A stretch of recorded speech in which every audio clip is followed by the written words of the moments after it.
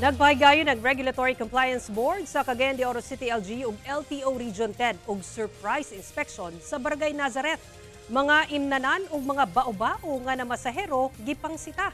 Hasta ang Higalay Carnival gi-inspeksyon sab. Ani report.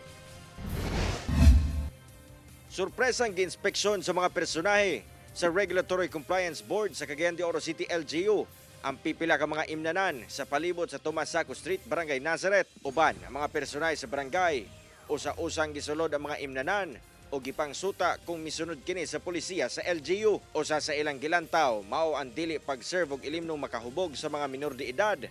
Lakip na ang pagbawal sa mga kusog nga tugtog 10 oras sa gabi. Businesses ngayon ana nga pag alas 10 hinayan kay although nga atong ordinansa nagingon nga 12 midnight to 5 AM ang prohibition, pero kanang ordinansa dugay na magud na 1995 nga codification. Miuban sa mga operasyon ang mga personal sa Land Transportation Office 10 o Roads and Traffic Administration kun RTA kung asa ilang gipang tikitan ang pipila ka mga bao-bao nga naaktuhang gapamasahero duol sa mga imnanan. Hugot nga gidili kini subay sa DILG Memorandum ang pagpamasahero sa mga bao-bao. Samtang sorpresa sab nga nag-inspeksyon ang mga personal sa RCB sa Higalay Carnival nga anaa nahimutang sa compound sa usa ka dakong mall sa downtown area sa syudad.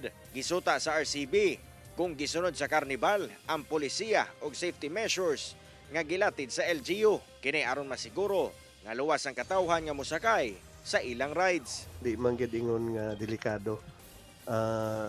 Lugar ang safety gitan-aw gyud, dunay mga in charge gyud nga ga-check permi sa ilang mga rides. Cyril Chavez, 1 Mindanao.